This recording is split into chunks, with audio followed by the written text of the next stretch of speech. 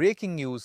দেশের সরকারি কর্মকর্তা ও কর্মচারীদের বহু প্রতীক্ষিত নতুন জাতীয় বেতন কাঠামো নিয়ে পরিস্থিতি এখন এমন এক পর্যায়ে এসে দাঁড়িয়েছে যেখানে প্রত্যাশা, উদ্বেগ এবং বাস্তবতার হিসাব একসাথে মিলিয়ে একটি জটিল প্রশাসনিক চিত্র তৈরি করেছে। দীর্ঘ সময় ধরে বেতন কাঠামো অপরিবর্তিত থাকায় কর্মচারীদের মধ্যে যে মানসিক চাপ ও অসন্তোষ জমে উঠেছে তা এখন আর কেবল অভ্যন্তরীণ আলোচনা নয়, বরং একটি বিস্তৃত জাতীয় আলোচনায় রূপ নিয়েছে। কারণ একটি রাষ্ট্রের প্রশাসনিক কাঠামো যত শক্তিশালী হয়, তার পেছনে কর্মরত মানুষের আর্থিক নিরাপত্তা ও পেশাগত স্থিতিশীলতা ততটাই গুরুত্বপূর্ণ ভূমিকা পালন করে। সেই বাস্তবতা থেকেই নতুন বেতন কাঠামো নিয়ে প্রত্যাশা তৈরি হয়েছে, এবং সেই প্রত্যাশা পূরণ হবে কিনা এই প্রশ্ন এখন প্রতিটি দপ্তর, প্রতিটি কর্মচারী এবং নীতি নির্ধারণী মহলের কেন্দ্রীয় আলোচ্য বিষয় হয়ে উঠেছে।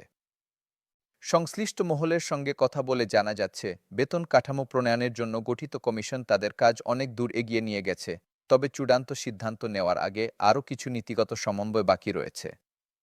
বিশেষ করে পদমর্যাদা অনুযায়ী দায়িত্ব বণ্টন, ভাতা কাঠামোর সামঞ্জস্য এবং ভবিষ্যৎ আর্থিক সক্ষমতা বিবেচনা করে একটি ভারসাম্যপূর্ণ কাঠামো তৈরি করা, এই তিনটি বিষয়কে সর্বোচ্চ গুরুত্ব দিয়ে দেখা হচ্ছে।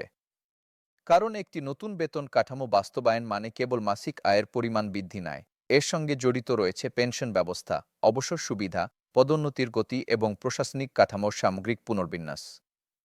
ফলে এটি একটি বহুস্তরীয় কারিগরি প্রক্রিয়া, যেখানে তাড়াহুড়ো করলে স্বল্পমেয়াদে স্বস্তি মিললেও দীর্ঘমেয়াদে আর্থিক চাপ তৈরি হতে পারে, এমন আশঙ্কা প্রকাশ করছেন অর্থনীতি সংশ্লিষ্ট বিশেষজ্ঞরা।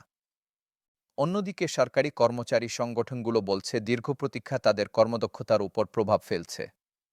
তারা মনে করছে অনিশ্চয়তা যত দীর্ঘায়িত হবে, প্রশাসনিক কাজের গতিও ততটাই ধীর হয়ে পড়বে। তাই তারা দ্রুত একটি সুস্পষ্ট সিদ্ধান্তের আহ্বান জানাচ্ছে যাতে কর্মচারীরা ভবিষ্যৎ সম্পর্কে নিশ্চিত হতে পারেন। তাদের যুক্তি, একটি স্থিতিশীল কর্মপরিবেশ তৈরি করতে হলে প্রথমেই প্রয়োজন আর্থিক নিরাপত্তা, আর সেই নিরাপত্তার ভিত্তি হচ্ছে বাস্তবতার সঙ্গে সামঞ্জস্যপূর্ণ বেতন কাঠামো। নীতি নির্ধারণী পর্যায়ে আলোচনায় এখন মূল গুরুত্ব পাচ্ছে বাস্তবায়নের পদ্ধতি। একবারে কার্যকর করা হবে নাকি ধাপে ধাপে প্রয়োগ করা হবে, এই প্রশ্নের উত্তরই নির্ধারণ করবে অর্থনৈতিক ভারসাম্য কতটা বজায় থাকবে। অর্থনীতিবিদদের মতে ধাপে ধাপে বাস্তবায়ন করলে বাজেটের উপর চাপ কম পড়বে এবং বাজারেও আকস্মিক প্রভাব পড়ার সম্ভাবনা কমে যাবে। কারণ সরকারি কর্মচারীদের আয় বৃদ্ধি সরাসরি ভোগব্যয়ের উপর প্রভাব ফেলে, আর ভোগব্যয় বাড়লে বাজারে চাহিদা বাড়ে, যা একদিকে অর্থনৈতিক গতি বাড়াতে পারে, অন্যদিকে মূল্যস্ফীতির চাপও সৃষ্টি করতে পারে। তাই পরিকল্পনার সূক্ষ্মতা এখানে সবচেয়ে গুরুত্বপূর্ণ বিষয় হিসেবে দেখা হচ্ছে। জনসাধারণের মধ্যেও বিষয়টি নিয়ে ব্যাপক আগ্রহ তৈরি হয়েছে। কারণ সরকারি কর্মচারীদের বেতন কাঠামো পরিবর্তিত হলে তার প্রভাব শুধু দপ্তরের ভেতরে সীমাবদ্ধ থাকে না, বরং শিক্ষা, স্বাস্থ্য, প্রশাসনিক সেবা, সব ক্ষেত্রেই পরোক্ষভাবে প্রভাব পড়ে। প্রশাসনিক বিশেষজ্ঞরা বলছেন একটি বাস্তবসম্মত বেতন কাঠামো কার্যকর হলে কর্মদক্ষতা বাড়বে, সিদ্ধান্ত গ্রহণ দ্রুত হবে এবং নাগরিক সেবার মান উন্নত হবে। দীর্ঘমেয়াদে এটি দুর্নীতি কমাতেও সহায়ক হতে পারে, কারণ আর্থিক নিরাপত্তা বাড়লে অনৈতিক প্রবণতা হ্রাস পায়, এমন মত দিচ্ছেন তারা। এই মুহূর্তে সবচেয়ে বড় প্রশ্ন হয়ে দাঁড়িয়েছে, চূড়ান্ত ঘোষণা কবে আসবে এবং বাস্তবায়নের রূপরেখা কী হবে।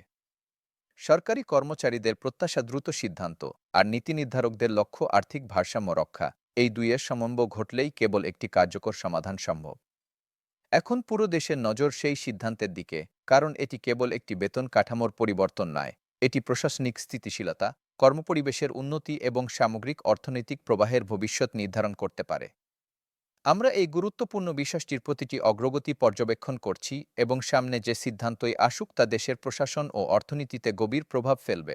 পরবর্তী আপডেটে থাকবে আরও বিশদ বিশ্লেষণ ও নতুন তথ্য।